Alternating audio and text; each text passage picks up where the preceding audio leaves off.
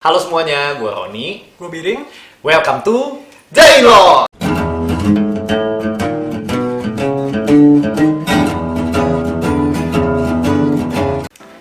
Hari ini kita ngobrolin apa nih? Nah, hari ini kita kayaknya ngobrol-ngobrol ya. Jadi ini adalah Intalk lagi ya. Oke. Nah, hari ini kita ngobrolin kayaknya jam tangan sih seru sih ya. Betul. Ngobrolin jam tangan seru. Tapi kenapa nih kita mau ngobrolin jam tangan in the first place?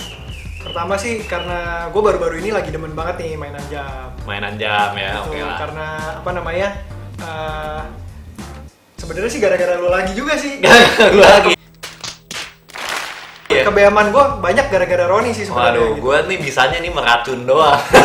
karena gue mungkin belum sanggup beli, jadi gue meracun orang lain gitu.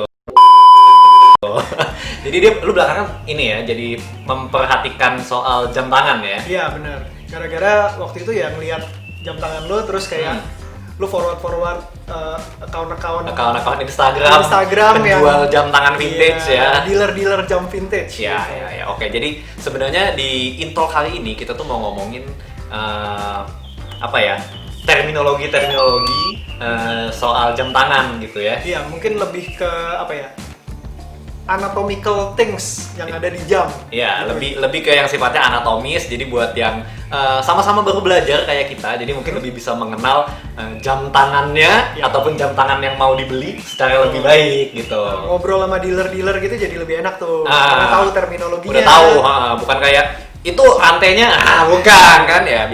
Soalnya itu biasanya ada terminologinya ya, gitu. Ya. Nah, sebelum masuk ke bahas terminologinya nih, nah gue mau tanya dulu nih, jam yang lagi lo pakai sekarang apa nih?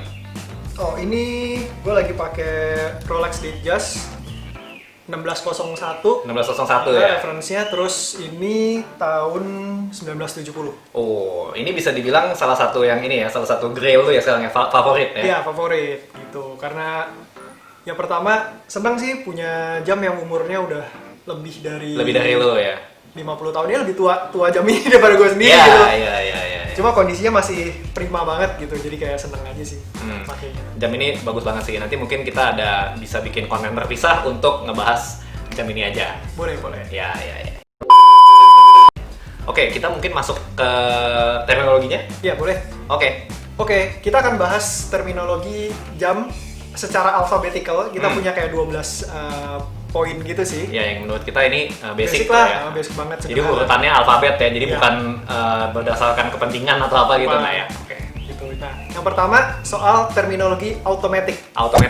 Nah, automatic itu sebenarnya ya ini ya, mekanisme dari si jam tersebut, gimana cara kerjanya gitu. Karena ada jam yang bergerak dengan mekanisme otomatis ini, atau biasa dibilangnya apa? Mekanik ya? Mechanical Mechanical gitu. watch. Ada juga yang bergeraknya pakai power dari sebuah baterai. Nah, untuk yang otomatis ini mekanismenya dia kayak punya mekanisme power reserve sendiri gitu. Jadi apa?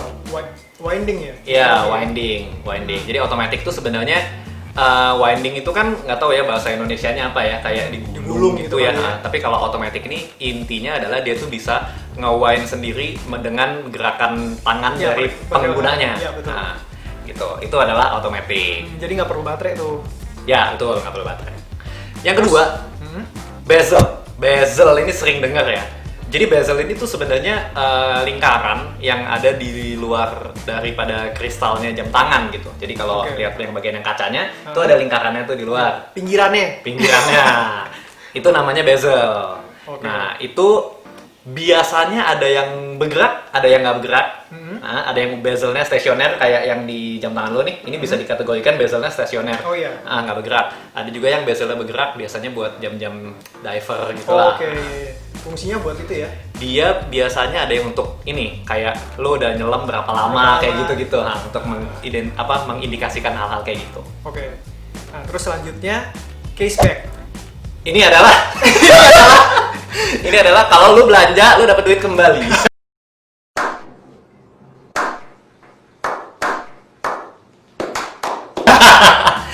Ya. Cashback itu cashback. Cashback gitu, oke. Ya, cashback itu bagian belakang dari si arlojinya. Ya, bagian belakang dari arlojinya. Arloji tua banget ya? Arloji tua banget. Jadi itu emang dibuka kalau mau mengakses kayak bagian dalamnya. Bagian dalam, ya. Biasanya bukanya itu diputer gitu ya, tapi ada alatnya khusus ya. Benar, ada alat khususnya buat buka. Ya. Nah, yang keempat itu adalah crown ya. Crown tuh mahkota gitu ya. Nah, ini tuh sebenarnya kalau di jam tangan ada knop ya, ada knop di samping. Biasanya di kanan ya. Ada yang kanan, Yang ada yang di ya? Okay. ada jam yang memang terkenal dengan knopnya di 9. Nah, kalau biasanya kan knopnya di 3. Maksudnya di area jam 3 gitu kan. Ada yang knopnya di 9, crownnya di 9. Okay. Nah, biasanya kalau crown ini dipakainya buat adjust ya. Bisa reset jam, jam, bisa juga tanggal gitu, tergantung komplikasi daripada jamnya. Ya. Oke, terus berikutnya adalah kristal. Kristal tuh bahasa sederhananya ya inilah kacanya lah. Iya, kacanya. Kaca yang nutupin si jamnya ini, jadi covernya lah. Ya, kayak covernya gitu. Itu namanya kristal.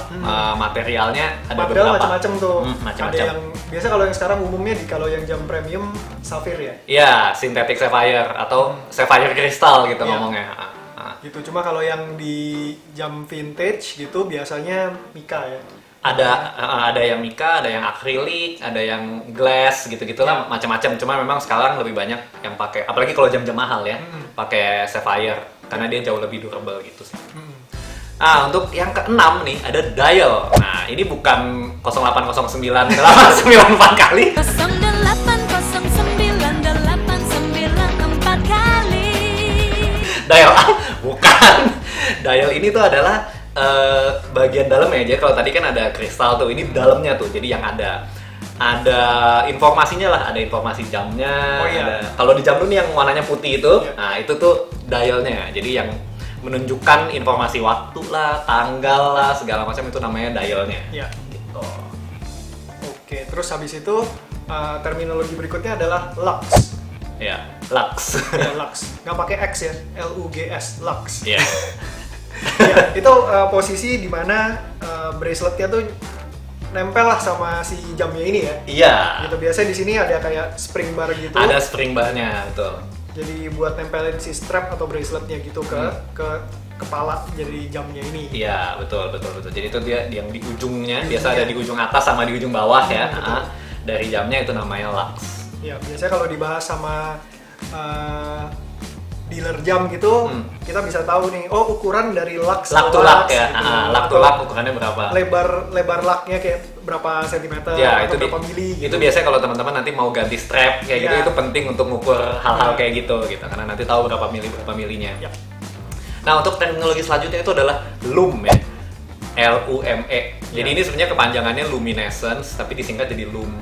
Jadi simpelnya ini tuh di dial itu kan ada hour marks-nya tuh yang ini ada juga hour hand-nya ya, ada yang jarum pendek, jarum panjang. Nah, itu kan kadang-kadang di beberapa jam tertentu ada yang bisa nyala tuh. Kita ngomongnya kayak itu kayak glow in the dark gitu kan. Bisa nyala. Nah, itu tuh lume karena dia tuh di-coated pakai apa sih? Ada istilahnya tuh. Ada bahan-bahan. Ada istilah kimianya gitu yang menyebabkan dia bisa nge-store cahaya dan bisa nyala kalau di dalam gelap. Nah, biasa kalau di jam-jam vintage tuh biasanya tuh udah nggak works tuh. Udah mati. Jadi kayak jamnya si Biring ini sebenarnya dia ada lume-nya tuh di hour hand-nya. Tapi udah mati. Iya, sudah mati. Di jam gua yang umurnya lebih muda ada, nanti tunjukin. Oke, terus yang berikutnya mengenai movement. Movement ini sebenarnya kasarnya tuh kayak mesinnya ya.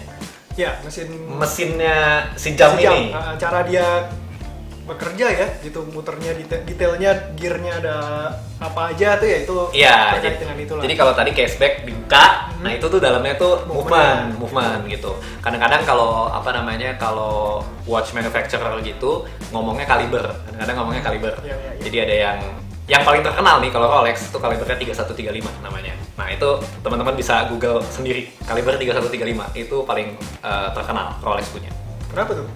Karena kayaknya itu udah lama banget dia pakai itu gitu. Jadi udah pakai movement itu 3135 dan itu kayak katanya sih kayak reliable banget gitulah si movement itu gitu. Sampai nggak pernah ganti-ganti.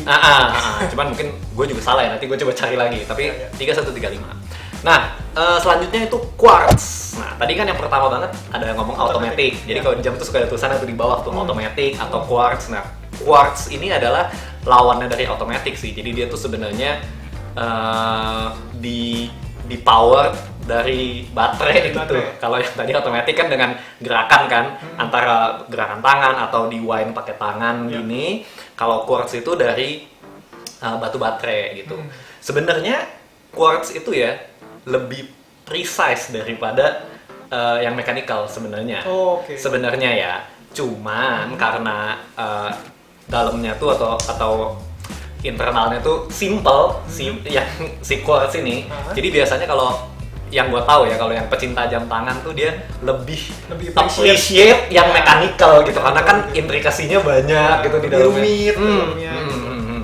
Kalau quartz tuh nggak mungkin dibikin yang skeleton yang kelihatan gitu, jelek. Karena terlalu sederhana gitu buat dipamerin ya. Iya. Nah, tapi hal sederhana yang bisa langsung kelihatan membedakan automatic sama quartz itu gimana sih? Setahu gue sih dari gerakan detiknya ya. Oh iya ya. Kalau quartz kan tuh lebih ini ya. Iya. Sementara kalau automatic kan lebih smooth ya. Sweeping gitu. Sweeping ya. Gitu. Kedengerannya juga beda sih kalau misalnya jamnya didengerin gitu di telinga. Yang satu kan lebih kayak tik tik tik tik tik tik tik gitu ya. Kalau quartz lebih ke tik tik tik gitu ya. Iya. Benar. Oke, terus kalau item berikutnya yang mau kita bahas adalah straps. Ini terminologi yang terakhir nih. Ya, terminologi yang terakhir. Straps. Ya, rantai. Enggak sih. Iya. Istilah lain orang suka bilang bracelet gitu juga. Iya, bracelet atau rantai ya, intinya yang inilah yang buat bikin nih jam nempel di tangan lu. Nempel di tangan gitu. Itu namanya strap. Strap itu juga bahannya banyak gitu ya. Ada yang logam kayak ini kan, itu hitungannya strapnya logam kan. Ada yang leather ya kan, ada karet yang juga ya? Karet kayak misalnya jam G-Shock nih, dia karet. Jam-jam sport gitu kan rata-rata karet. Ada juga yang namanya neto. Oh, nilon ya. Nilon ya. Terus ada yang baru banget itu namanya, gue lupa, nanti masukin sini ya. Perlon or something gitu. Jadi dia sebenarnya kayak NATO. Dia dibikinnya dari nilon, tapi weavingnya kayak atau anyamannya itu nggak rapet kayak neto gitu. Jadi dia lebih longgar. Jadi dia tuh lebih breathable gitu. Katanya dipakainya lebih cocok buat summer kayak gitu sih. Oke. Gitu aja kali ya untuk yang teknologi dasar ya, anatomis jam tangan. Itu terminologi basic yang semua jam pasti punya sih gitu. Nggak ada itunya sih. Nggak pakai terminologi ini di jam itu gitu. Iya. Paling yang nggak semua jam ada, mungkin loom ya kali ya, karena ada jam yang nggak ada loomnya. Tapi selebihnya itu semua jam normally harusnya ada. Normally harusnya ada. Jadi kita ngomongin tapi bukan jam non digital nih ya. Karena kalau digital kan nggak ada tuh. Mungkin nanti kita kedepannya bisa bisa memperdalam topik ini gitu. Kalau teman-teman mungkin juga tertarik, kita bisa bahas lebih dalam yang kayak terminologi yang lebih advance lagi dari ini mungkin. Terus bisa juga ngebahas 1 jam, kita review lebih detail lagi. Lebih detail lagi kayak jam tangan lu, atau ya beberapa jam tangan gue juga bisa. Atau mungkin nanti kita bisa kita bisa ngobrol-ngobrol sama yang lebih expert daripada kita. Kalau kita kan cuma senang-senang doang kan ya. Kita cari narasumber yang emang hobinya itu udah lama gitu, terus ngelotok banget gitu kan ngobrolin soal logik jam. Jadi bisa kasih insight yang lebih dalam lagi buat teman-teman semua gitu. Oke, ya udah kalau gitu sampai situ aja konten kita hari ini. Gua Roni. Gua Biring. Bye.